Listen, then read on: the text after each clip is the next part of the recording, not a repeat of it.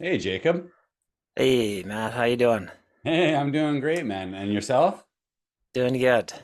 Awesome, right on. I can hear you. Are you able to join on camera today too? Oh yeah, definitely. Yep, 1 second here. Right on.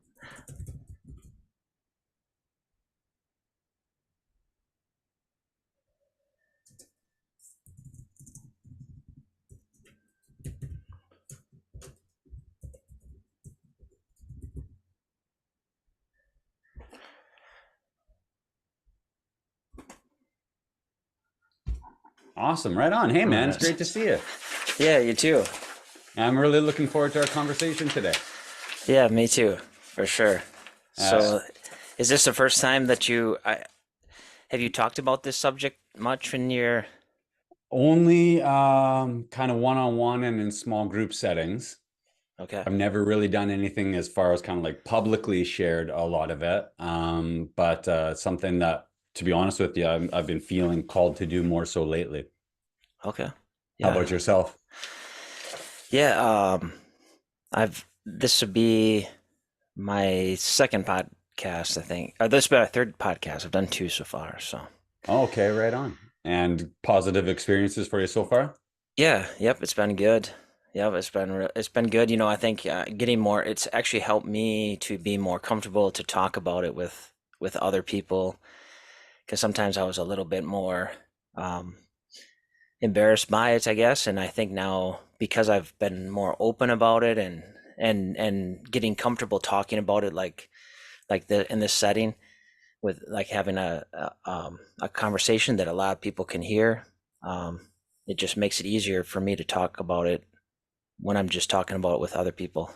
Totally. I don't know about you, but I find that when I do share two things, one, I notice that a lot of people can relate to kind of some of the things that I experienced. And two, I find that in many ways it's kind of therapeutic or cathartic for me too, to kind of work through it in that process. Yes. Yep. Absolutely. Yep. I would agree. For Well, sure. a couple questions for you before we jump into it. Yep. But how are you for time today? I just want to be respectful of your schedule and so on and so forth. Um, I'm pretty open. I don't know what you're kind of thinking or how it's gonna go, but um, I'm pretty flexible right now. So if Okay, it go, perfect. I guess I was kind of thinking an hour, but if it goes a little over, that's not a big deal.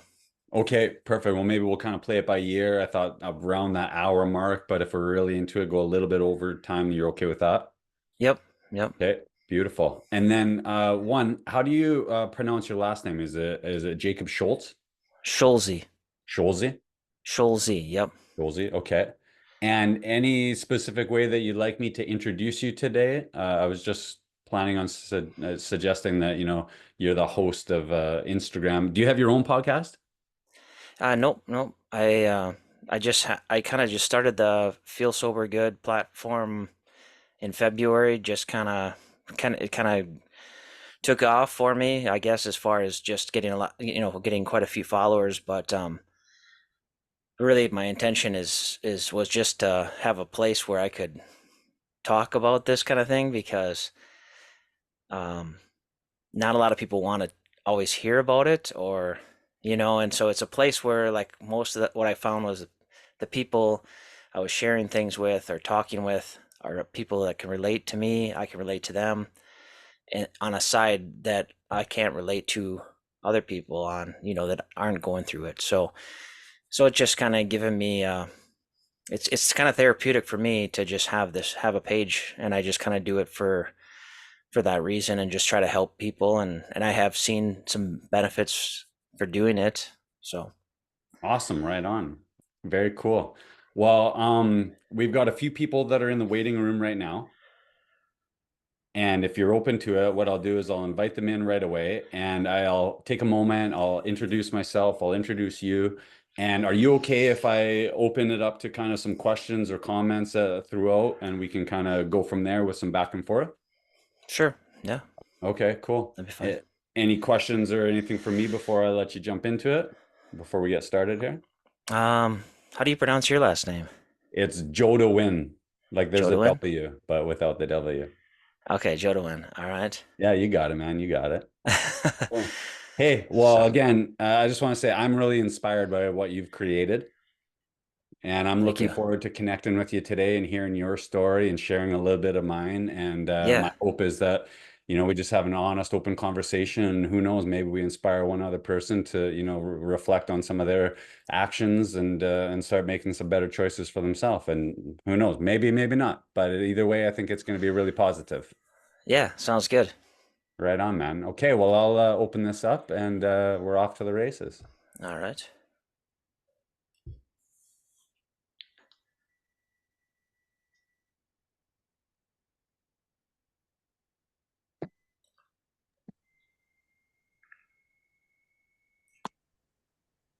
All right.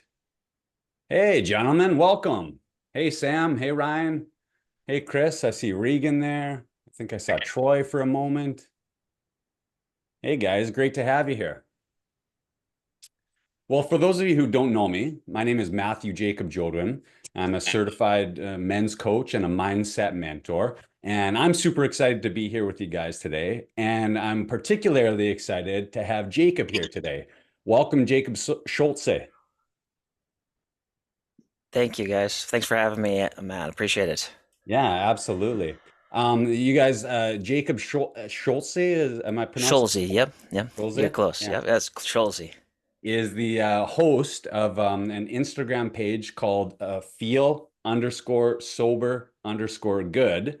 And he's super inspiring. He's using that as a platform to share his story and to inspire others to live a sober life.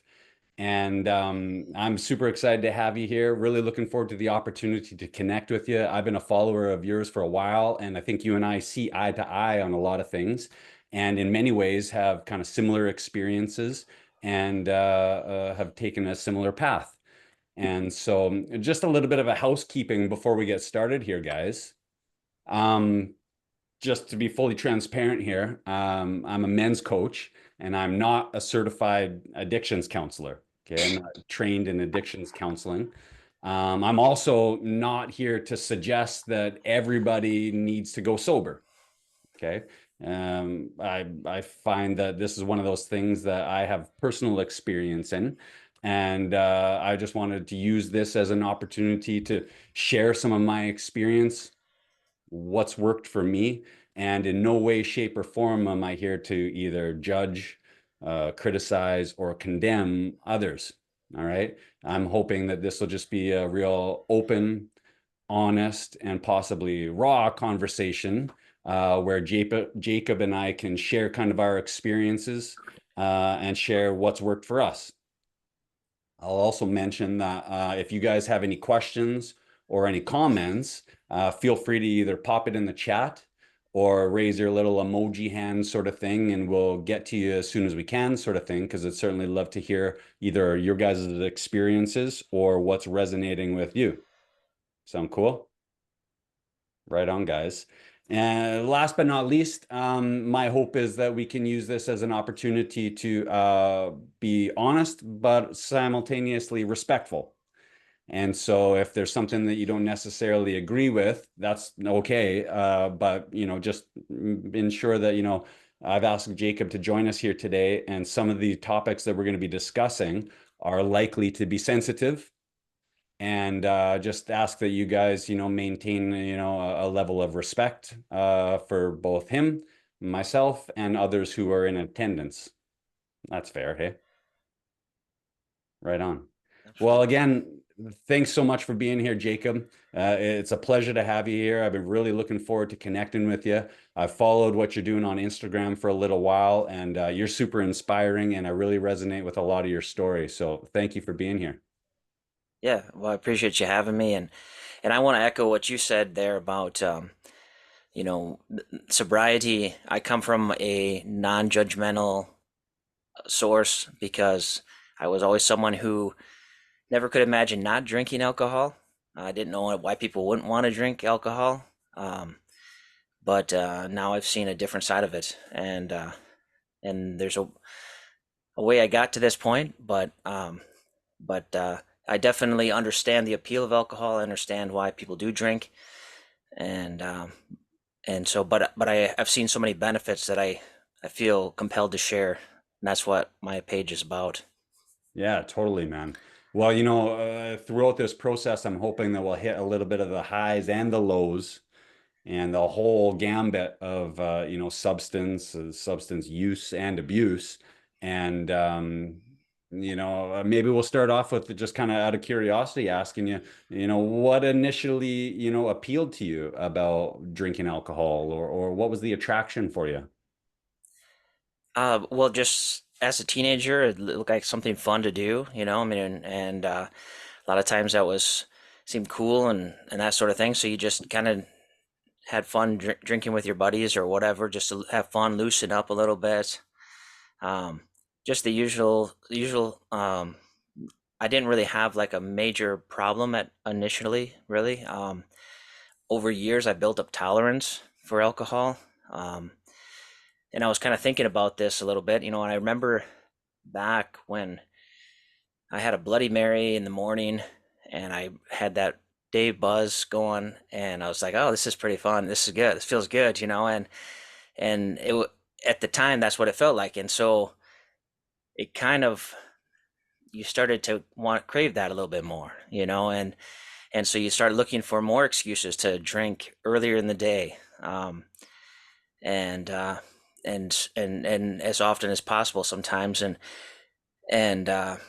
then as you get older, family life. I have three kids, um, hectic work schedule, um, and so then you start using it to manage stress, anxiety, that sort of thing. You think it's helping, um, find out it really is actually making it worse.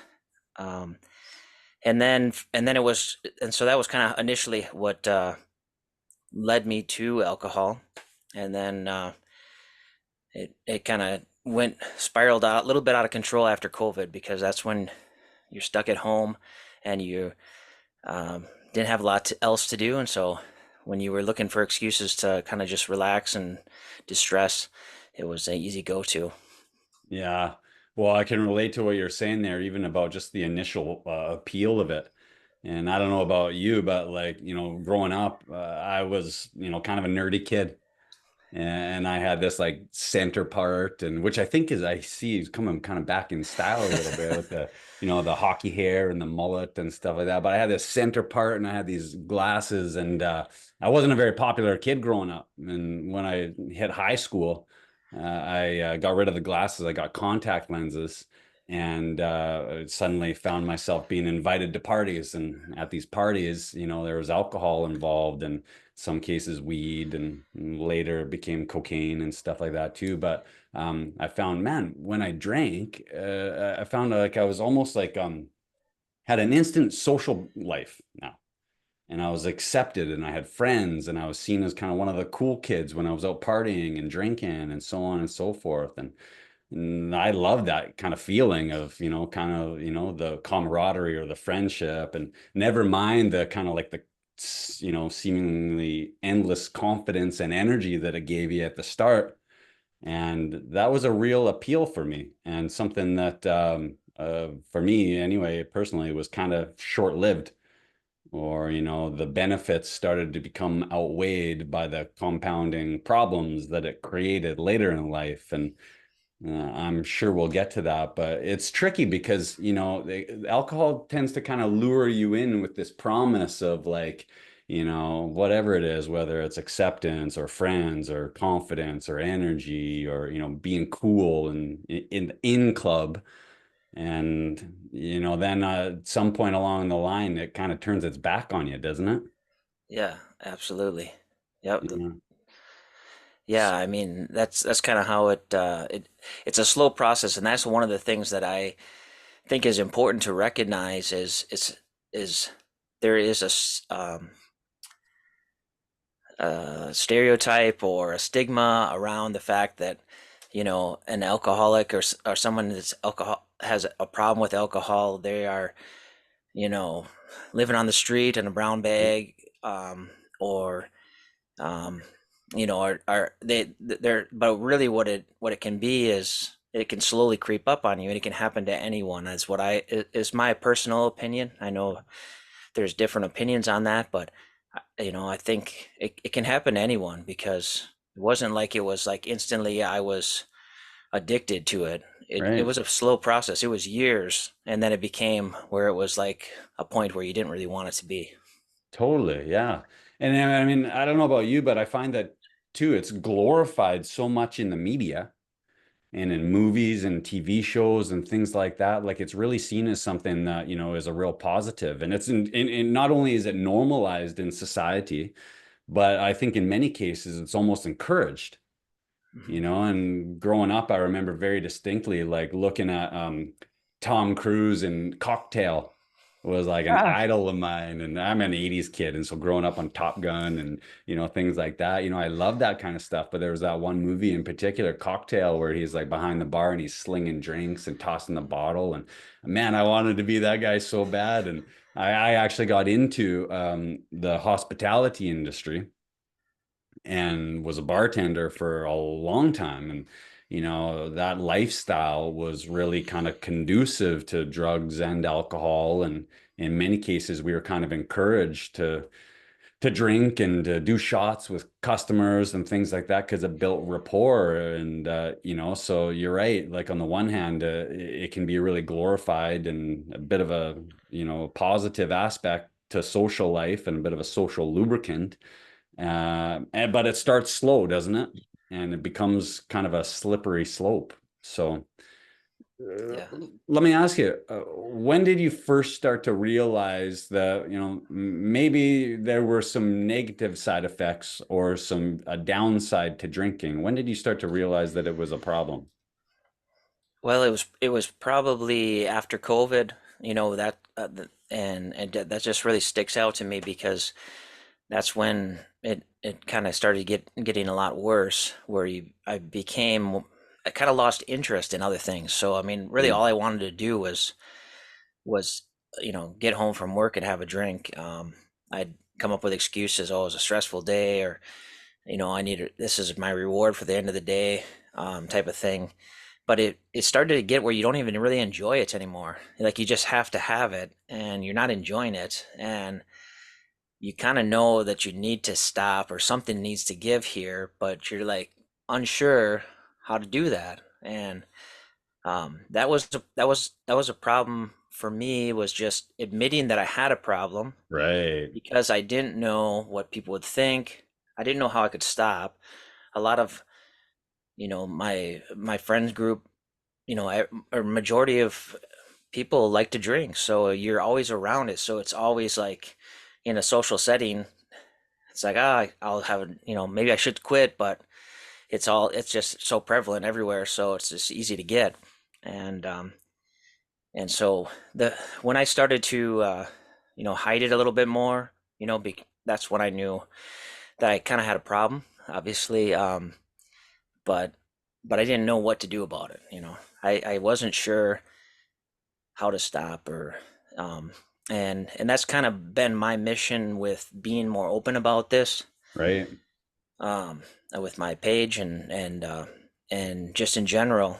I'm being more open about it, because what I'm finding is there's a lot of people that are struggling with it privately. It seems like it's something that we can struggle with it privately.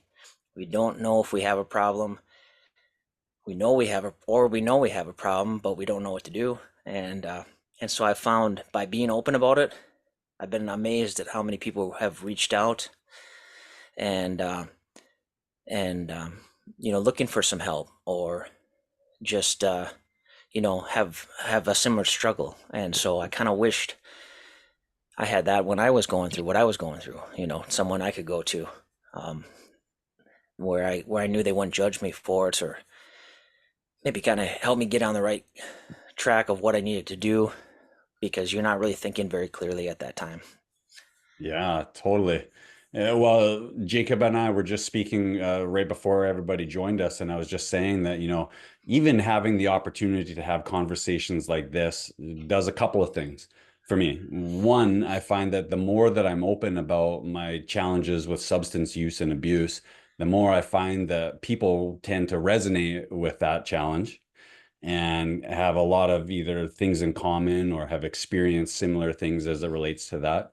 And two, I find that the more open and honest I am about my challenges with it, it's very kind of like therapeutic or cathartic for myself. And it allows me to kind of process that and, kind of share some of the tools that I've learned along the way and maybe even shed a little bit of light on either where I was 5, 6 years ago or beyond and that sort of thing to help, somebody else who's maybe going through some of the same things. But I always say that like my history with drugs and alcohol is like colorful and complicated.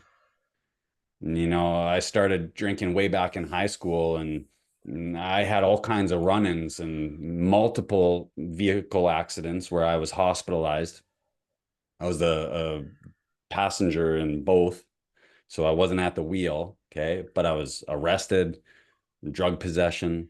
I was in all kinds of fights. I got fired from my job. I was fighting with my girlfriend, my parents, and things like that, and vehicle accidents, and so on and so forth. But it's really interesting what addiction and what our mind will do. And I always could point to something else. It was always somebody else's problem or somebody else's fault, or I just got unlucky. And I never did the thought even cross my mind for the longest time that maybe alcohol has something to do with this. Hmm. But now looking back, I realized that, man, alcohol in many of those cases was like the common denominator, Yeah. and now I realize that, a lot of times that was kind of contributing to a lot of the challenges that I was facing. And, like you said, I think even just admitting to ourselves that, hey, maybe that is a problem, or maybe that's something that's worth looking at can be the first step. And I don't know about you, but like I tried different, sobriety challenges. I did like sober October and dry January. And it's funny though, because I would get to the end of that 30 days. Man, I felt so great. I was sleeping better. I was feeling better. I was more positive. I had more energy. My skin looked better. I was working out more. I was, looking better.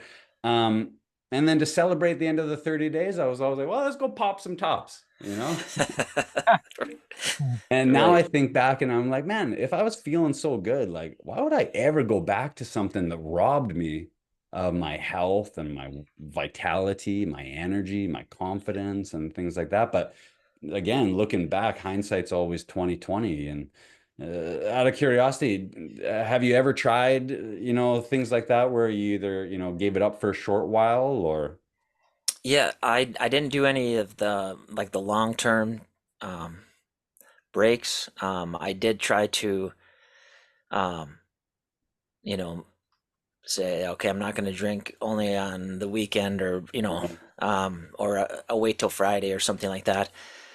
But it always failed miserably. When I try to moderate, it never, it just didn't work for me. Some people, they can moderate really well, and so that's why, there's different aspects of this. There's some that maybe can moderate well, but they're looking to try to get that next level of performance. Some, like you're talking about, some of the results in the gym, some of the positive benefits they can get just by eliminating it, period, out of their life, even if they don't have a problem. And then there's those that can't moderate it, and really need to you know take it seriously, because it can get real serious pretty quick. Right. Yeah.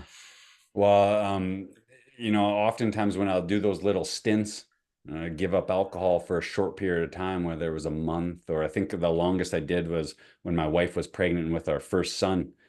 I went about 6 months without drinking. And I think I justified it to myself and said, see, I don't have a problem. I don't need to give this up. And, but when I broke the my sobriety streak that time, it was because of my brother's wedding and I had some drinks at the wedding. And kind of to your point there, I started then, well, I'll just have a drink tonight for the wedding. And then it was, well, the next night we're gonna have some wine with dinner. And then it was like, well, we're going for appetizers. It's like it's almost dinner. And then, we can rationalize and justify things. And before I knew it, I was kind of right back where I started again. And the drinking and the consumption was up, where I had left off. And, you do that a few times and it starts to compound, you know? Yeah. Yeah. But you have a really powerful story, and I'm curious if you'd be willing to share, kind of at Yep. what point you realized that, hey, man, we're not fooling around anymore. This is getting real serious. Yeah, that was March 9th of last year. But there was signs coming up to that point where I was having certain symptoms, and so, but basically it ended up to quickly sum it up, I was in the ER fighting for my life, basically. And so this is where I think it's important to share as well, because I almost lost my life because of this. And, you know, um, it sneaks up on you and everything can seem fine. And then, like, if you have a problem and you aren't addressing it, I was out a few days before. I was in the hospital at a work function where we were having a meal and drinks and dinner. Wasn't feeling the greatest, but little did I know my life was about to change drastically, So once there's certain symptoms that start to creep up. Like I was starting to get real stiff and sore in my legs at night. It would wake me up at night, and really that was a symptom of my of a liver issue that I even went to the doctor for, and they didn't really look at that as an issue, but that's probably because I wasn't real open about the fact that I was had a problem. So there is that, but it can sneak up on you. And basically what it turned out to me for me, it was liver cirrhosis, and it got real serious real quick. And so I was basically at a point where they were like, you basically have 3 to 6 months if you don't get a liver transplant.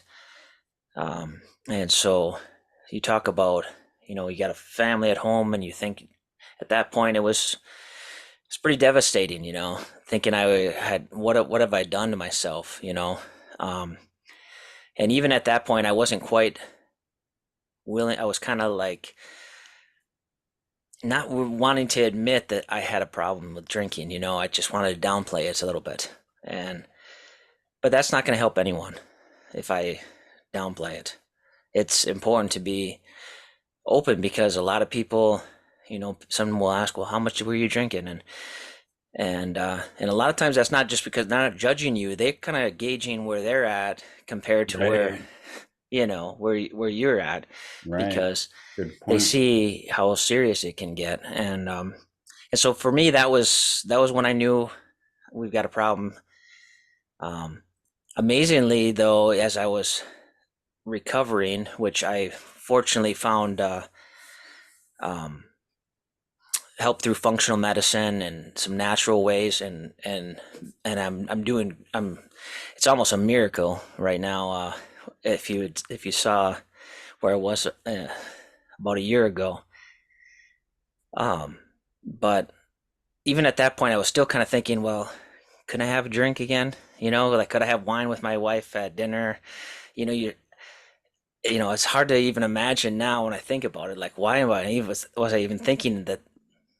Because you're so used to having it that you think life's going to be like, is this a life sentence now? Like, this is going to be really boring and terrible. But it's been completely the opposite.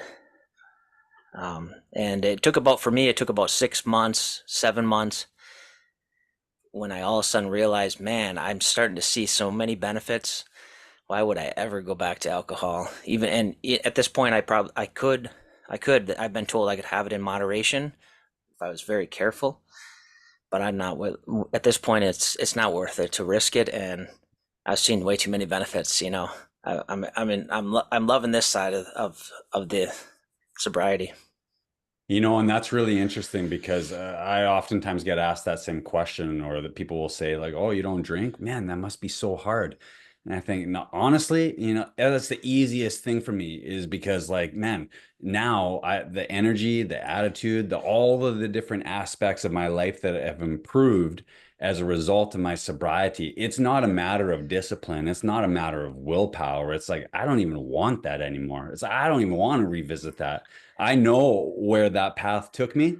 And it's like the path that I'm on right now is so much more rewarding and just feels so much better that it doesn't really require much in the way of self-control or discipline, so to speak. But yeah, Yep. absolutely.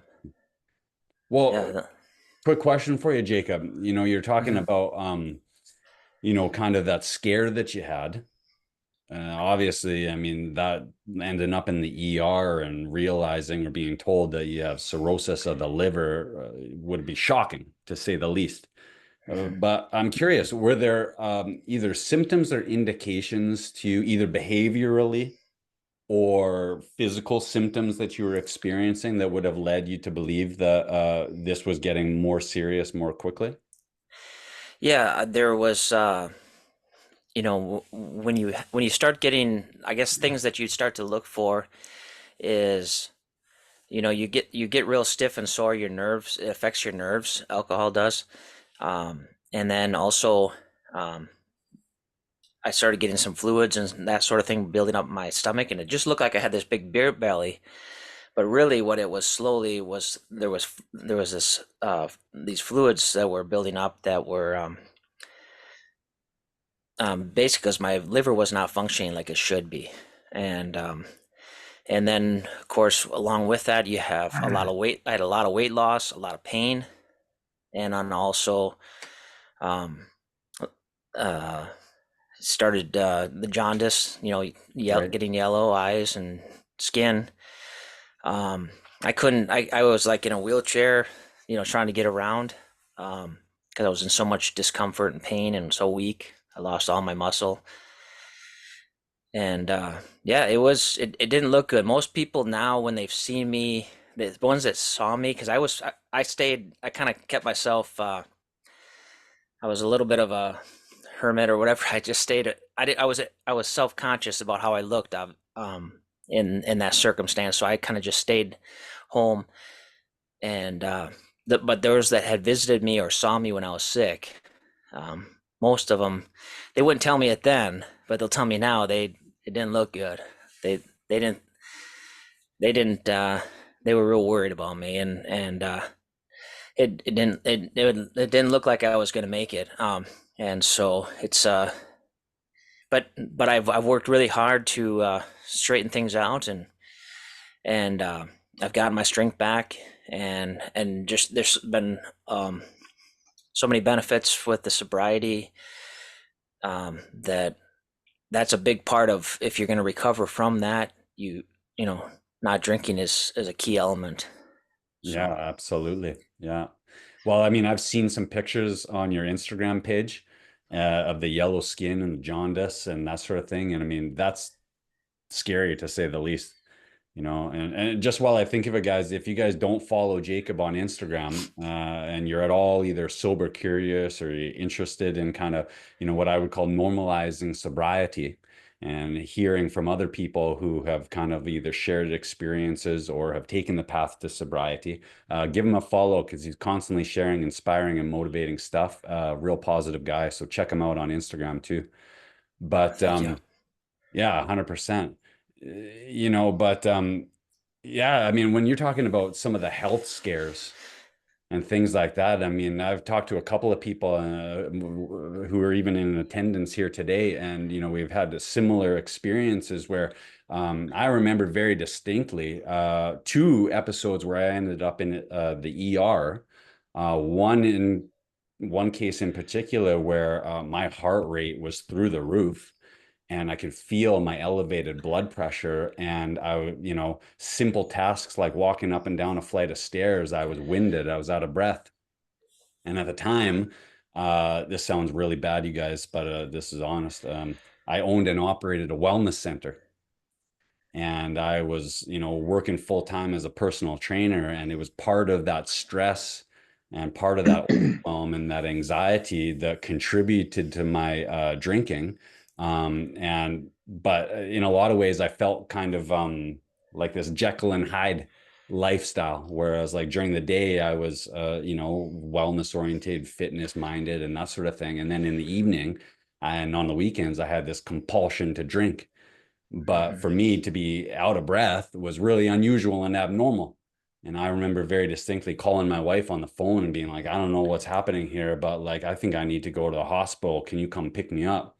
And she brought me to the ER and explained to the doctor kind of what was going on. And again, Jacob, to your point there, I was less than forthcoming about my drinking, and he Hmm. asked me about some of those things. And obviously, there's some embarrassment there and some shame that I had wrapped up in that. And so I didn't really want to be fully honest about it. And, kind of got hooked up to all of those like electrodes and did the heart scan and everything, like blood tests and things like that. And test results came back and they said, well, nothing really here to indicate, other than, maybe it's stress or, that sort of thing. And I thought, okay, well, I'm off the hook this time. And so it was real quick that I went back to my drinking again. Yep. Yep. But then there was another instance too where I felt like this pain in my side. And it was this dull ache that just wouldn't go away no matter what I did. And again, I started to have fears of, oh man, what kind of lasting damage have I done here? Is this my liver? Or, like, am I creating something that I can't undo? And so again, I went to the ER and had that checked out. And again, all kind of test results came back normal. And so for me, I knew there was a part of me that knew, my conscience knew that, man, this drinking, it's starting to go sideways on you. Hmm. But again, I rationalized it, or it was, I got the green light from the doctor that, hey, everything's good. You're clear. And so I went back to that habit and back to that behavior again. And, it wasn't until things really started to get dark and here and started to lead to some real challenges in my personal life that I really had to kind of reconsider some things. But it's so interesting how we can kind of, I don't want to say like play these games with ourselves, but I know I really tried to kind of find this like perfect balance of like, well, just moderation. And I was kind of like a chemist in some cases where, I'd smoke a little weed and it would bring me down. So I'd have a few drinks to bring me back up. And, I was doing cocaine at some point and, trying to find that like perfect balance, and I found that for me, more often than, well, sometimes I could get away with it. Sometimes I could find that moderation and that'd be okay. But more often than not, I was losing control and over consuming, and then I'd pay for it for, days afterwards. And I Hmm. found for me that complete abstinence is just way easier than trying to find that perfect balance. You know what I mean? It seems like a moving target at some point. Yeah. Yeah, no, that's the thing about it. And then when you learn more about alcohol, like I knew it was bad, but I didn't realize how deadly it could be, I mean, you kind of think you're invincible and it's not going to affect you like that, or like that's down the road. And here I am, 39, and at the time 38, dealing with this. I mean, I'm way too young for this, and it's become from what I've seen with learning more about it, is it's becoming more of a problem with younger individuals, because of not just alcohol. Alcohol is probably one of the biggest factors for liver issues, but you know, the sugars and the processed foods and all that other stuff too, fatty liver and that sort of thing. That's kind of where it starts. And then it can go to worse, especially when you add alcohol into it.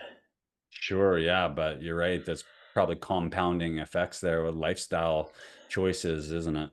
Yes. Yeah, for Yeah. sure. So was that the turning point for you in your sobriety? Was the hospital visit and finding out that you had cirrhosis of the liver? Yeah, that was the turning point for me as far as obviously, it was rock bottom. I mean, we talk about some people have to hit it, some people don't. Some people, um, their rock bottom looks different for each individual of what they classify that as. Some people just decide to eliminate alcohol because they see it's not serving them well anymore. Right. Maybe they're trying to make gains in the gym. They're athletes. A lot of athletes are getting away from alcohol because it's giving them an edge because they actually are performing better without it. Um, and so for me, it was a turning point because it was at that about 7 months, and I just remember, like, I think that was about the time when I was finally well enough to start going back to work, and I could just feel so much more clear-minded. I could handle. I used to drink because I was stressed or had anxiety, but I've been away from it for so long. Now it's almost like my anxiety just like vanished and I can handle the stress. Like it doesn't phase me anymore. I feel like it gave me an edge and I could just feel so clear-minded like when I was working on projects and stuff. I didn't have this distraction of like, oh, I can't wait till I get home and have a drink or something. I could focus on my work and you start seeing those benefits. And then I needed to, like I had mentioned earlier, I lost all my muscles. So I was getting back in the gym. I had a personal trainer who helped me get started again. And, and that was about a year ago. I started working out with him again, got all my strength back. And I started seeing, because I had worked out before when I was drinking too, like you had mentioned in your case, but I wasn't really making the progress I wanted to make.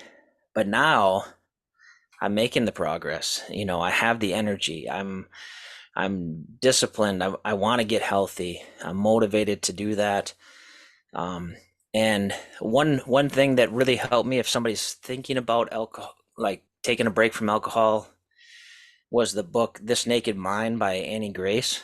I had a good friend of mine that had chosen a sober lifestyle because alcohol wasn't serving them anymore, and they recommended that, and that book really was eye-opening as far as there's a lot of just the way she explains it. And it was like, I think she says in her book that some of her friends won't read it because they probably won't drink alcohol anymore if you read that book, Interesting. because you'll realize like how bad it is for you. I mean, it's a literal toxin poison. Type 1 carcinogen, causes 7 types of cancer. There's a lot of studies that she shares in that about alcohol and how they, and different. She breaks down a lot of different things about it, and that was kind of the turning point for me. It was like I, I don't. Why would I want to put this in my body anymore? You know, and so reading books have helped, and it's for me that was the turning point. And I would say that if you can avoid that kind of rock bottom, by all means. Like if you feel like it's starting to get out of hand, take some action before you get to it, because it is scary to be thinking that when you're as young as you are and it's something that was preventable to a certain extent, um, it makes you have a new appreciation for life, I guess. Totally. So 100%. Isn't it funny how, like, and oftentimes in many cases, I drank to manage the stress or to cope with the stress or to deal with anxiety and things like that. And it wasn't until after I removed that from the equation that I realized that in many cases, the alcohol was creating my stress and anxiety, not taking it away. And that was a huge kind of eye-opening moment for me. I never would have anticipated that. And I think growing up, I was always kind of taught that that was a part of like how you deal with problems. And it never even occurred to me that in some cases that might be contributing to the problems that I'm experiencing? right. And it's funny that about one thing about that I've noticed is that's a big reason why a lot of people drink. From Yeah. what I've when I've talked to different ones, And I've educated myself so much on this topic. It's like it's a flip side of like I'm learning all the negatives of alcohol and all the benefits of not drinking it. Whereas I used to just kind of focus on not drinking it and how it made me feel good and it helped me out. And so I didn't really pay attention to any, people who chose not to drink. I thought, man, they're really missing out. But there's a lot of people don't realize that it does make it worse, Yeah, and that's a big reason why people drink. And so that's really what my page is about, is to try to create awareness on that, on certain things like that. Maybe it gets people to think, and the people who follow it, they follow it hopefully because they are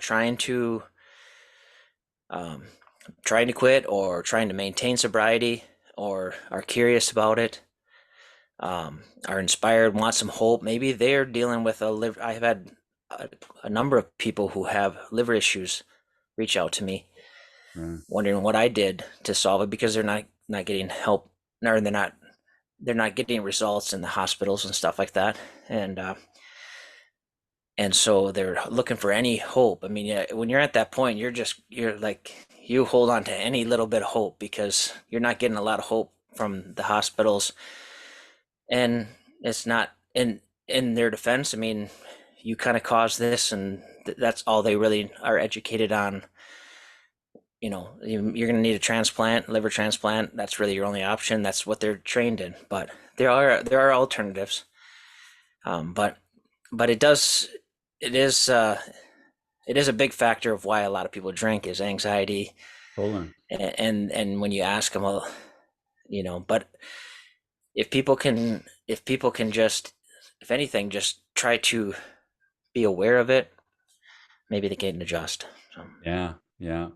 And it's really interesting because like on the same hand, like I was exercising all the time. I was, in my mind doing all the right things, exercising, eating right, meditating, journaling. I was going to therapy, like I was checking a lot of the boxes, as far as kind of self-care and as far as, kind of mindfulness and wellness and things like that. But at the same time, I had this drinking compulsion. And it was like, like you said, I was like driving around with the e-brake on. And rather than releasing the e-brake, I just thought, well, I'll just go harder, sort of thing. And, I kind of eventually hit what I would call my former rock bottom. And I think rock bottom probably looks a little bit different for everybody, yeah. but, I finally reached a point where I was like, I knew deep down inside that something had to change. And if something didn't change, like something real bad was going to happen. And I was really blessed that I had a client at the time who was 20 years in the AAA program. And every time I got to the opportunity to talk with her or visit with her, I kind of pick her brain and ask her questions. And I was really curious about it. And, it's in a real non-judgmental way. She kept inviting me and saying, oh, yeah, you should come by, just come check it out. And she set me up to go for coffee with another old timer and that sort of thing. And, they had some real good stories and stuff like that. And, um, eventually I did end up going to a meeting. And I got to the point where I found that, like I said, something had to change, and everything that I had tried up to that point wasn't working. Hmm. And so I might as well try something else. And, I remember very distinctly sitting in the parking lot there and thinking about, well, should I go in? I'm trying to work up the courage. And, I think, and I don't know about you, but I had this like image in my mind, or this preconceived notion of people in AA. And like you talked about alcoholics, that, they're bums or they're vagrants, so they're on the sidewalk and drinking out of a paper bag and stuff like that. And I thought, man, those aren't my people, and I'm not supposed to be here, and this isn't for me. I'm not an alcoholic. And but begrudgingly, I went into this AA meeting, and what I found was that actually the people who were there, they're all smiling and they're all joking around. They're all in a good mood. Many of them were well dressed. I later found out that so many of them were like business professionals from my hometown and that sort of thing, like well-to-do and articulate. They're smart, they're educated, and it blew my mind. Hmm. And I walked in there and I was grumpy and I was angry, I was depressed and probably hungover. And I thought, what are you guys doing? You guys are all smiling and laughing. Don't you know where we are? Like, we're in the fucking basement of a church here at an AA meeting. Like, we're supposed to be grumpy. That was my attitude. That was my perception of it. And then Yeah. I came to realize that actually, maybe in some cases, these people know something that I don't. Hmm. And that was a real eye opener. But it sounds to me like you found some resources that have been helpful for you too, huh? Yeah, it's been, I think in hindsight now, I wish I would have went to like a rehab or something like you did, rather than go through what I went through with my health. Because but the biggest you hit it right on the head there, is that there's that pride factor and that shame, and it's like, I don't want to, if what are people going to think if I go to rehab or something like that, and like, and majority of people, like, even to this day, like when I've tell them I've had an issue with alcohol, they'll, you didn't really have that big of a problem, did you, because I hid it so well, Yeah. and so it would be like, and you try to, and I think unfortunately, I think a lot of people do that because they are afraid of what people are going to think, but I think it's important that we get that message that it's okay to ask for help. Ask for help. Like, you're not alone. Like, going through this, and it helped me a lot when I was before I started my page, was just hearing other people's stories on Instagram and that sort of thing, because when when a lot of people can't, either aren't being open about it, you don't know that they have a problem, so then it's hard to really talk to someone about it. And then when you try to explain that what that addiction feels like, or what it feels like to have it, and you have somebody who moderates well and can't relate to that, just like, well, just cut back, Well, you'd like it to be that easy, but it's not. And so it's helpful to go to something like what you went to, because you have people in that group that can relate to what you're going through, um, and so I did not have to do rehab, because I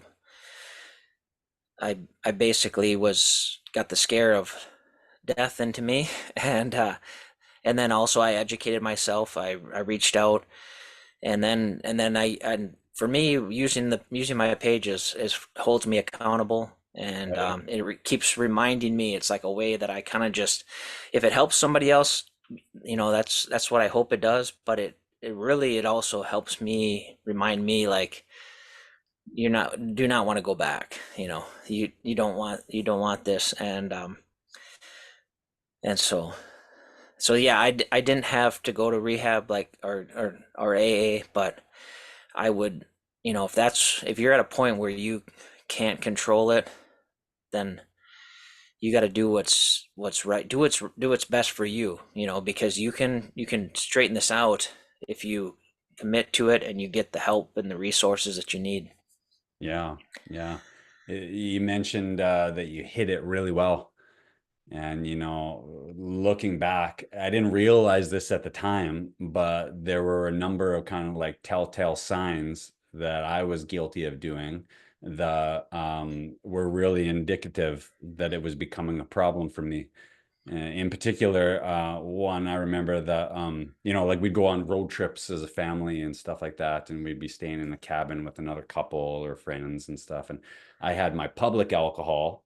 I'd bring Yep. like wine and beer, and it would go in the fridge. But I always kept like a bottle of vodka or tequila or something in my suitcase in our room, and I'd sneak away and go do shots and that sort of thing. And I felt like, wow, I mean, that's just for personal. I didn't want to share Yeah. it, and things like that. Or I found that, like I was even at home and that sort of thing, I have wine with the wife at dinner or while we're making dinner, or beers while we're barbecuing and stuff. But again, I was sneaking into the other room where I had bottles kind of, on the wine rack or on our liquor cabinet. And I'd take a swig of that or a shot just to kind of, keep that buzz going. Yep. was another one. And I don't know if any of you guys are wine drinkers, but I found myself buying boxes of wine Yep. for a couple of reasons. One is I found that, well, one, it was easier to hide how much I was consuming Yep. because it's in a cardboard box, and so you can't really see like a bottle, it's only lasts so long, but a box goes a lot longer, and it was cheaper, and I wasn't going through them as quickly, and my garage was filling up with empty glass bottles pretty quick, and so it was another way to kind of hide that. But two other things that really jumped out at me too, as far as kind of hiding it, were I was going to different liquor stores Yep. around the Yep. city because I found that I knew the cashiers and they knew me, and I was kind of ashamed or a little bit embarrassed about that. And so I'd hit up a different one to make it seem like, wow, I don't frequent this one every day, sort of Yep. thing. No, Um, I can relate to that, unfortunately, but yeah, and sometimes you'd be, oh, good, I'm glad it's a different cashier today. They, or whatever. I mean, it's just amazing how, and some people are like, well, they don't care, they just want to sell alcohol, but that's how we feel. It's like that internal thing where totally. where where we are ashamed of it and are trying to hide it. Right. Yeah, that. That, and even like paying for cash or paying with cash, so that my wife, when she's checking the bank statements and stuff, doesn't really see how much I'm actually spending on alcohol. And individually, that kind of stuff is probably bad enough, but you put all of them together, and again, in hindsight, it wasn't until looking back that I realized, man, those were some telltale signs that maybe this was getting out of control or a little out of hand, or that maybe I did have a problem. At the time, I could always justify it like, oh man, you worked really hard today, or you had a tough day, like you deserve this, or this is your reward, or, there's always a reason to drink if you're looking for one, isn't there? Yes, yeah, and I think there's I don't know if you follow Austin Carr on his page, but he talks a lot about sobriety and uh, and when he always talked about the show, you had your show drink, and that was kind of Right. what you described. You got your show Totally. drink in front of everyone else, and then you sneak the extra is that people don't know about, and so you just kind of put on this show that you're just having one, but maybe you've had three. Sadly, that's just how it is.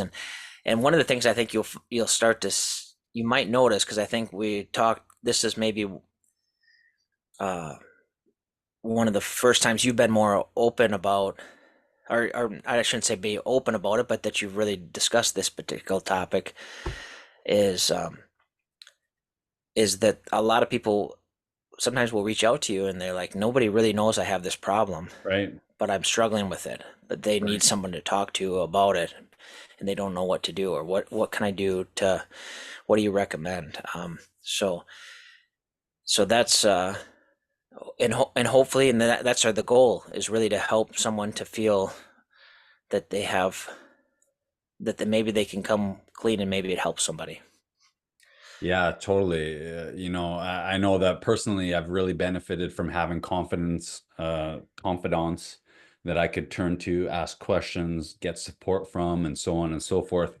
Even I find just that shared experience, and I've made the mistake before of thinking like, I'm the only person that's ever experienced this, or, I'm a three-eyed weirdo for having this problem and that sort of thing. But the more that I am open about it, the more that I realize that others are experiencing some of the same things or have faced those challenges and learned better ways to overcome them. And so, yeah, I'll mention this at the end, but again, for anybody who's here or who's listening, if you want to talk more about it, or if you have any other questions, feel free to reach out or shoot me a message or DM me personally, and happy to talk about it, and support you in any way that I can.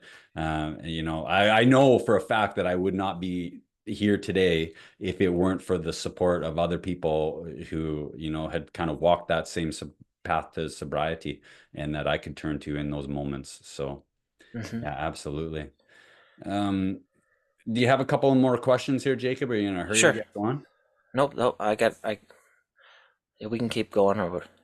Okay, right on. Well, Yep. I'm just curious, one of the things that I find that comes up for people often is this thought or this idea or this belief that, if they give up alcohol or if they quit drinking, they won't have any friends, or they wonder like, what are their friends or what are their family going to say, or that sort Mhm. of thing. And, there's some social stigma to that a little bit. And so I'm curious, what has your experience been like with that, or how has your relationships with friends or family changed since you got sober? I think it's been very positive, um, because it's made me a better person. I feel like I'm working towards being a better person, being a better husband. I'm not perfect, but I'm working on it. Trying to be a better father, be a better friend. Um, as you mentioned, you had friends that supported you, and I'm very grateful for friends that have supported me, and family. And so I'm in a good place. Sometimes there has been, you know, I know one thing that can happen with sobriety is you might have to change who your friends that you hang out with, if they're not good influence, or they are, you know, heading down a path that you're going in a different direction now. And so that there is that. I've been fortunate. A lot of my friends have been supportive, and I'm in a real good place. Like I have no interest in desire in drinking again, so I can be around it. And so I think some have told me they've cut back or even quit after hearing my story. Um, um, do people maybe not invite me to certain functions because they know I'm sober, and there might be drinks there? It's very possibly could be, um, but I'm okay with it. I understand, because sometimes there is some can be lonely at times, sobriety, especially when you are a minority in that. But um, but overall, I would say it's been I've seen more positive than negative, and it just makes you really focus on trying to improve yourself, as because you really kind of work internally on things, and then it just carries over to so many other things in your life, Yeah, in your I would relationships. agree. I would agree with that, and I'd echo that in the sense that, maybe in some cases, some friends dropped off and that sort of thing. Maybe my peer group got a little bit smaller, but more importantly, the relationships that I have and the relationship that I maintained improved drastically. And I think that in the past, if I've had highs and lows, those have, normalized, or at least they're a lot more, even keeled. And I'm a better father. I'm a better husband. I'm more patient. I'm more present. My emotions, my energy, my attitude are way more in check. And the relationships that I do have with friends and family are much deeper, much more genuine, and there's a much better connection. And some of the friends that maybe drifted off or dropped off, I feel like I wondered to myself sometimes, like, well, if that's all we had in common was the drinking and the, shooting pool at an Irish pub, like, were we really that good of friends to begin with? I don't know. Maybe not. Maybe. Yeah, I'm okay with that too. right. You know. No, and Well, yeah, and I think that's where, um, I had to find, because I've become so educated in alcohol. Like I kind of wanted to talk about it all the time. Like I wanted to share what I was, and that not everybody wants to hear that all the time. So I've had to learn. It's been a learning process, adjusting to this new lifestyle. Um, and that's where my page allows me a space to do that. And if people want to reach out to me and talk to me about it, I'm here for them if they need it. But I try not to force it, and I certainly don't judge anybody who chooses to drink. I may have concerns if they're overdoing it, because I don't want them to go down the same path I went down. That would be just a concern I might, that I would have. But I don't judge anyone. I understand why, if somebody wants to have a drink, and I can have a soda or whatever, I'm fine with it. So totally. Yeah. I feel the same way in the sense of being able to go out and be around it and that sort of thing, and not judging other people for wanting to do it, because man, that was me, not all that long ago. and so I find that I'm just a lot happier and a lot healthier when I don't, and that's all I'm really concerned about at this point. And so, Yeah. out of curiosity, what are some of the best coping mechanisms that you found for maintaining sobriety, or how do you manage stress or deal with anxiety, or little simple acts or tips that you have to maintain your sobriety? For me, I've had to stay real busy. I think it's important to stay busy because you have to kind of start creating new habits. And so if your habit used to be come home, make yourself a drink, make a drink for with dinner, you have to find different things. So maybe it's something else, a non-alcoholic beverage that you can drink. You know, Going to the gym has been huge for me. That's been kind of my other therapy, and um, I'm very motivated to get there every day that I can. I try to get there at least 3 times a week, and so that's really helped me to cope with stress because if I've had a stressful day, going to the gym and taking it out on the bench or taking it out on whatever it is, the weights, is a lot more healthy way to cope. There's been certain moments where I've had a really bad, stressful day, and I where in the past I would have probably turned to a drink right away, and now I might do some push-ups and say a prayer to my God, and that's the way I cope with it. And those are you try to find healthy ways, and then just trying to stay busy, like working around the house, and that those you find things to do so that you have a substitute, I guess. That helps me cope. Yeah, totally. Yeah. Well, I don't know about you, but early on, I was crushing those non-alcoholics like they were going out of style. And they make some that are actually, like Pretty really good. good, and like, Yeah. some IPAs and some ales and some ones where the flavor is actually, pretty similar and that sort of thing. But, I was burning through those. I remember one time actually looking at this and being like, this is 0.5. I wonder how many of these I have to crush to get a buzz. But like that's the little like games that we play with ourselves. So Yeah. the things that kind of go through the mind of an addict, so to speak. And Hmm. but I don't drink those as much anymore. In fact, I'm on the same page as you as far as kind of like exercise. And Hmm. that gym has just been a huge blessing for me in the sense that I oftentimes say like exhaust the body or train the body to tame the mind. Yep. When I'm stressed or anxious or that monkey mind of mine is going off, at a million miles an hour, like if I can exhaust my body, it does wonders for changing the way that I think and changing the way that I feel. And oftentimes when I'm done, I just, I'm feeling way better and I don't even really, have to worry about that stress or the anxiety or don't want a drink anymore. But even simple things, man, like I would have never thought about, but one of my like, saving graces was going for walks, Yep. believe it or not, and just getting outside and 2 feet in a heartbeat and just getting some steps in as far as kind of like that mental clarity and a little bit of a break. It does wonders for me. You find that too?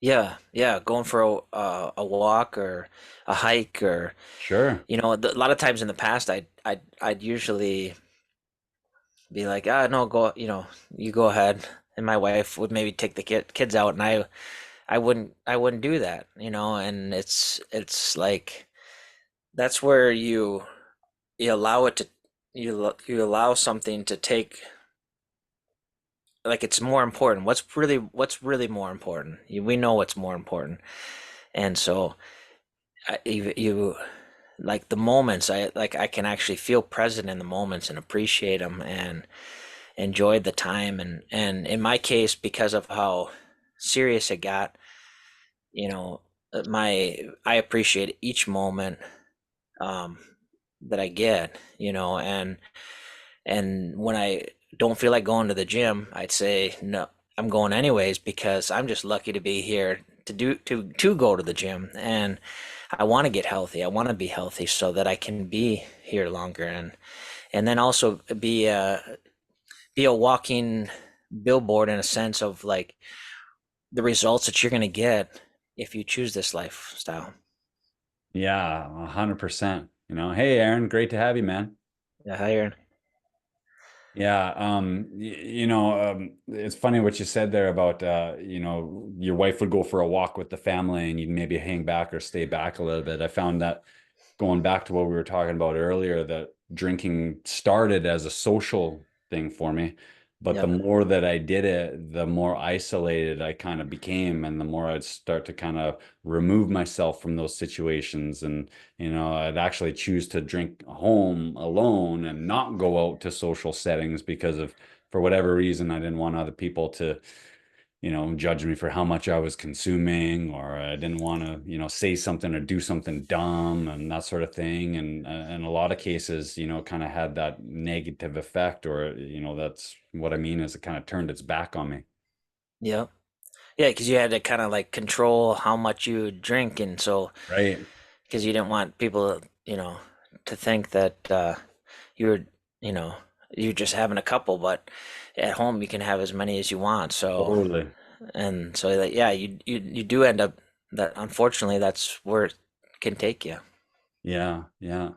Well, maybe just one or two more questions here, and then if Yeah. anybody has any other questions or any comments, feel free to ask away. Jacob has agreed graciously to field any questions from any of you guys. So if there's anything that comes to mind, questions or comments, feel free to either throw it in the chat or, like I said, raise your hand, and we'll get to you in a moment here. But you mentioned a couple of resources there, Jacob. But what advice would you give, or what resources would you recommend to anybody who's either a little bit sober curious or looking to, explore what sobriety might look like for them? If you're thinking about it, I would say, give it a try. For one, if you're somebody who's sober curious and that you don't really feel that you have a problem, like you can moderate well, try take a month off. Take then if after that month is went well, like try another month and then just see. And I think you'll see after if you stuck with it for like 6 months, you'd see so many benefits that you'd you might question whether you ever really have any interest in going back to it. Now, if you have a problem with it, now it might be something that to say going a month is a little daunting. So that's where you might say, let's not have a drink today, Right. and then get through that day, and then I'm not going to drink tomorrow, and take it a day by day. And if you have try your best to stay sober. If you have a relapse, or if you do drink, it doesn't erase all your other days. Just pick it up the next day then. Um, but I would encourage you, because I've seen, for one, if you have if it's gotten to the point where it's taken control of you, you're going to see some drastic changes when you go away from it. I mean, we're talking major. Um, as what my experience has just been life changing. But if you are someone who is just looking for a little edge at work, you want a little edge in your business to try to be a little more successful. Um, or if you are an athlete and you want to have the edge over the other athlete, if you cut out alcohol, you're taking away a toxin. You're taking away something that is really a poison. I mean, it's an ethanol, so it's like what you put in your gas tank. It's really not for your body. And so you take that away, you're going to get an edge from a performance standpoint. And um, so those are the two.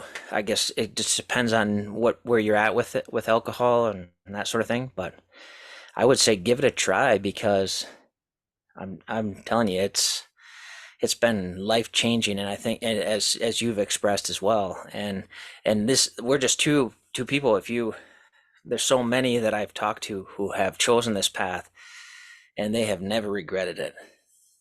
Yeah, it's interesting. I think that the more that I share with things like this, what I'm really trying to do too is, and maybe you as well, is trying to kind of normalize sobriety.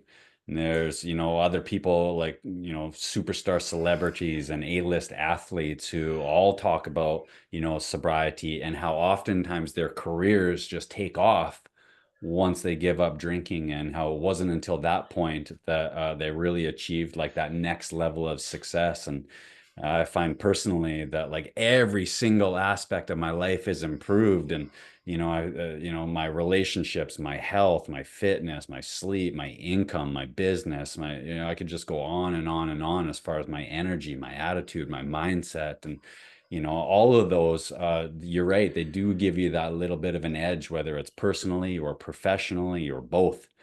And you mentioned a book earlier that Yep. was, what was the name of the book again here? This Naked Mind by Annie Grace. That one really helped me a lot. And there's another one, Alcohol Lied to Me. Alcohol I Lied. on my page I highlighted like my top three Cool. um, sober books that I've read that are. And if you don't like to read, like get Audible or something like that and listen to it. On a drive or something like that, and then you can still get the benefits. Yeah, yeah, totally. Another book, and I'm not sure if you're familiar with this one, but there was one by a guy named Alan Carr, I think, and he wrote a book called How to Quit Smoking. And I Yep. think that he's also written one about how to quit drinking. And well, if I understand correctly, it's all about kind of like changing your perception and your beliefs around what alcohol really is and how it really influences and what effect it has on a human mind and a human body. Yeah, I've about halfway through that one, Interesting. and that's a really good one too. Yeah. Okay, cool. And I might as well just mention this too, is that, I found a lot of support in AA. And as far as kind of like, just having that connection and that camaraderie and that sort of thing. But one of the things that people kept coming back to is this idea of like, just not today. I'm not going to have a drink today. And I didn't have to put any real big overarching, confines on it, or I'm never going to drink again. And I found that that was really helpful. And sometimes it wasn't even today. Sometimes it was like fucking hour to hour or minute to minute. You know what I mean? And it's like, well, I'm just not going to drink this minute, And so that was really helpful. And so if anybody else is looking for any additional resources, Alan Carr's book has come highly recommended. And, A has been super helpful for me too. But like I said at the beginning, I think there are many different paths to sobriety. And I don't know if any one is any better than the other. I think it's a journey, you know, an individual type of journey. So, Yeah, well, absolutely. Yep. maybe I'll open it up to the crowd here. Does anybody have any questions or any comments, either for Jacob or myself, before we sign off and let you guys go?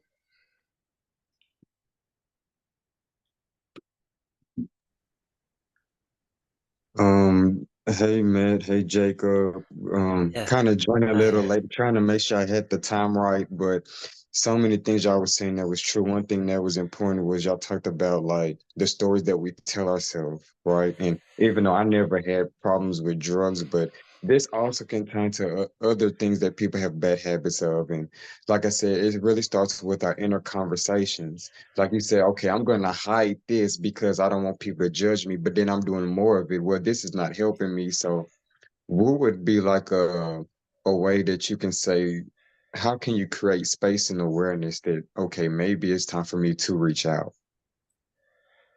Yeah.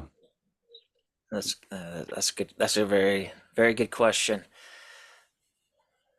You want to start, Matt? Go ahead. Yeah, I'll take a shot at it. Yeah. I found that even just, being able to be honest with myself and be introspective and try to reflect on some of my actions and my behaviors. And like we have said, I can get pretty good at kind of like selling myself on my own brand of bullshit and, lying to myself and making excuses and rationalizing and justifying poor behavior. But, when I realized and saw to what extent it was affecting my family, and then those around me, it became pretty obvious that something had to change. And I knew that everything that I had tried up until that point wasn't working. And it finally got to the point where I kind of had to surrender, for lack of a better term, and say, you know what, fuck, I give up. I don't know anymore. I've tried everything. What else is there? And that was the point for me where I realized that maybe this is something that I need help with.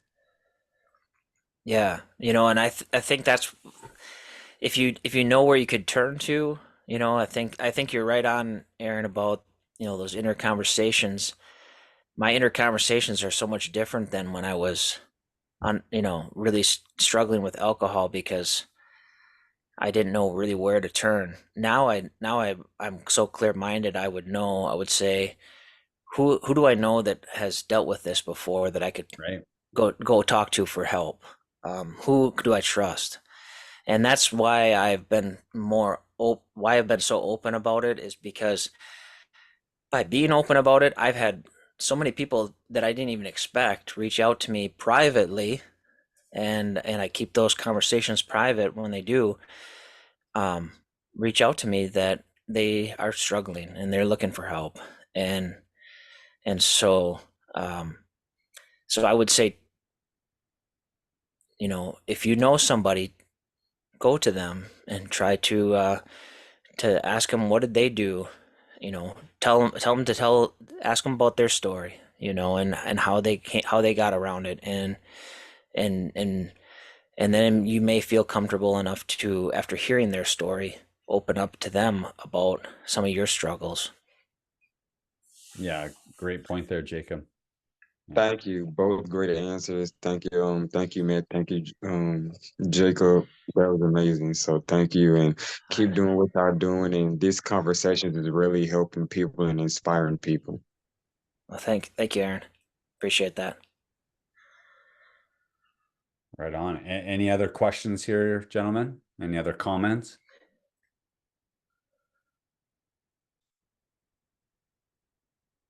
Yeah, Troy.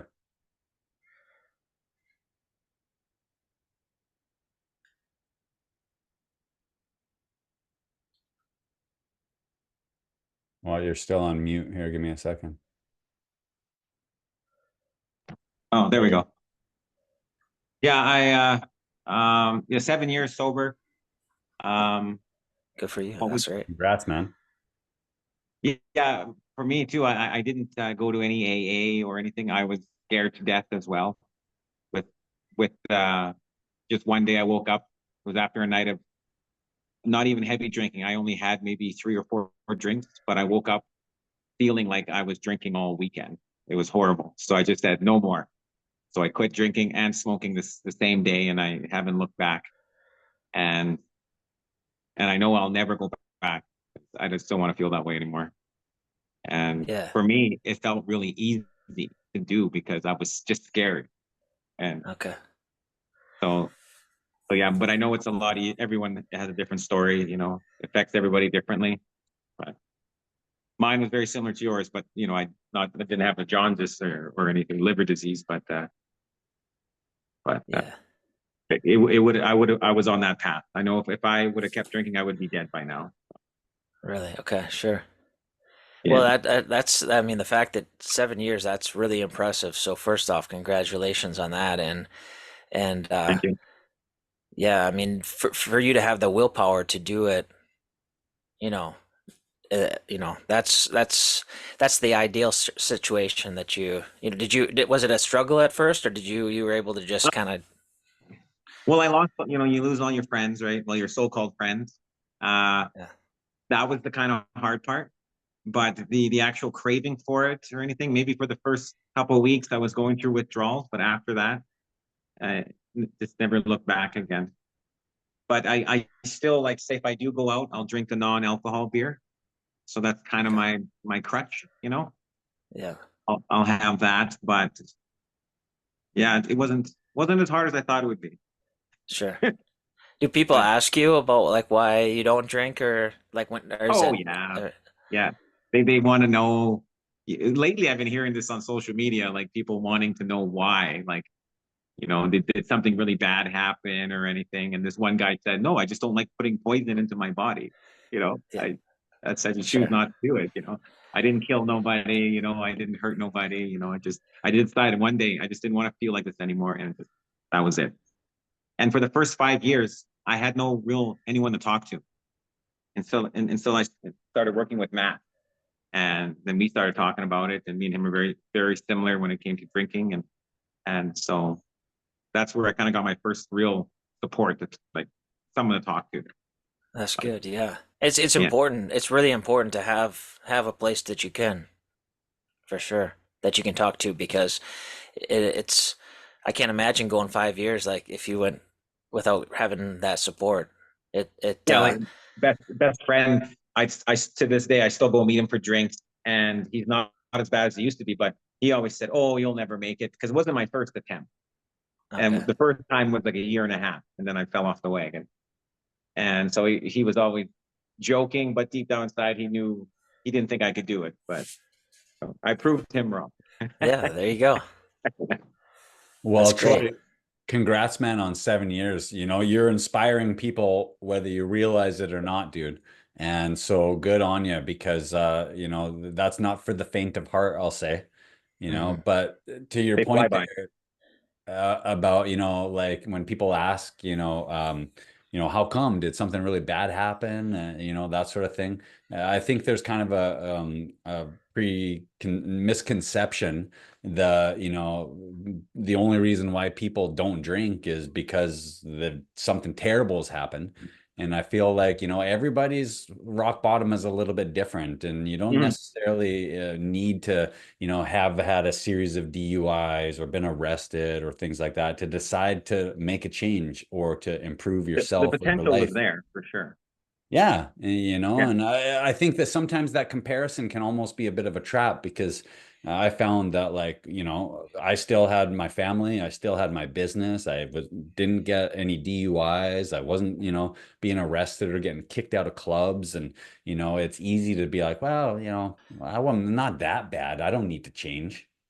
But if I was being real honest with myself, I realized that, yeah, actually, you know what, I'm just a lot better off without it. And anybody can make that decision at any point if they want to, you know. And I did go through those stages in my life when my early 20s. Like I lost my license, a DUI, um, arrested, well, like drunk tank, that kind of stuff. But then there was a period where then I grew up, but so I was more of a responsible alcoholic, you Mm, know, right, right, right, I wasn't rowdy no more and stuff, I took it easy, right. but that's not a reason either to keep Yeah, drinking anyway. sure. Well, and they say that um, if it was easy, everyone would be doing it, and to be sober in a world that is totally obsessed with alcohol is you can do anything. So again, just kind of like to your 7 years. I mean, that's impressive. So way to go. Thank you. Thank you. I think that tide is shifting a little bit, though, with the help of people like Jacob, who are normalizing it and who are talking about it and are making it more accessible and easier to access that kind of information. I think more and more people are realizing that, hey, there are benefits to going sober. And I know that there's a number of different, non-alcoholic lines of products and places where people can go to for support and that sort of thing too. So I think we're starting to experience somewhat of a shift there. I hope, Well, anyway. this generation of like my kids, they're growing up, like my kids don't want to drink. They saw what it did to me. Sure. I told stories of how like what happened to their grandfather for drinking. So that they don't want that. And then accessibility now, the information's all there. Like when I was in high school, it was just maybe a guy would come to school and talk about it once, Okay. or something. Now it's everywhere. Right. I was checking out at the other day at the store, and they're selling cigarettes there, and they had the big sign from the that has to be placed there that tells you all the that this can cause cancer and all the bad things. And yet nowhere on an alcohol bottle does it say anything about that. The only the only thing they always say is drink responsibly. That's pretty much Right. all you really hear. They don't say that it's a type one carcinogen that can cause 7 types of cancer um, and all the negative. And so I don't know how we get the word out there. I think there are some people working on it, but it really should be on the bottles of alcohol. There should be something Yeah. that says that, because that's, I mean, otherwise it's misleading. People don't realize. I mean, I guess you can say, well, people know alcohol's not good for you, but they don't maybe realize how bad it is when it's so glamorized and Well, they normalized. show like on the cigarette packs, like lung cancer or throat Right. cancer, just some disgusting pictures. You never see that with alcohol. It's always a No. beautiful person or something. Yeah, yeah. Nice car. Enjoying a beach setting or something. Yeah. So Yeah. I think it's important. I think people talk about how smoking was, they show some of the advertisements of smoking like way back when. Over the years. And I think they said, alcohol is probably the next smoking. And if down the road, people are going to be, if more and more young people are needing livers and getting sick and dying very young, I mean, it can reduce your age by 20 years or, um, that's a lot of years that you gave up. Is it worth it? Right. Not, definitely not. I mean, but Well, I was just about to say that it wouldn't surprise me in the least if that was to come as far as like the marketing and advertising. And in a few years from now, we'll probably look back and we'll see alcohol as the same way that we look at smoking cigarettes now. And back in the day, and cigarettes were in all the movies and all the TV shows, and it was normalized and glamorized and that sort of thing. And I see a day where we look back and alcohol is kind of like the same thing, where people have shifted and it's not given that same sort of accolades. But I hope so. yeah, yeah. Well, hey, last kind of thought here, and I'll let you guys run, but I just want to say thank you again, Jacob, for being here specifically, but also for doing what you're doing, man. And you're inspiring thousands of people, and you're contributing to that shift that we're experiencing, and you're having a ripple effect on everybody and those around you. So keep doing what you're doing, man, and thank you. And I certainly appreciate you, your insights, and your willingness to kind of open up and share, be honest, and just kind of share some of your experiences. So thanks, Jacob. Yeah. Well, I appreciate you having me, and I think what you're doing too with your platform is great too, and trying to help people be successful in life. And I think that's really important, because you give a place for, as Troy just mentioned, you gave him a place that he could go to. So that's really important. Right on, man. Well, thanks so much, and thanks everybody for being here. I hope You that gonna leave the links, Matt? what's that? Sorry. You gonna leave the links for his social media somewhere? Yeah, I will. Okay. Absolutely. Yep. Just as a little reminder, though, you can find him at feel_sober_good on Instagram. But I'll share a couple of links too. So right on. Thanks, gentlemen. I hope you guys, yeah, there we go. Thanks, Jacob. I hope you guys found some value in that, and maybe took away one or two little tidbits of information, or maybe at the very least a little inspiration. So I hope you guys have a wonderful rest of the day, and look forward to talking with you guys soon. Take care, Yep. everybody. Yep. Take care. Thanks, Matt. Bet. Bye-bye. Thanks, Jacob. Thanks, guys.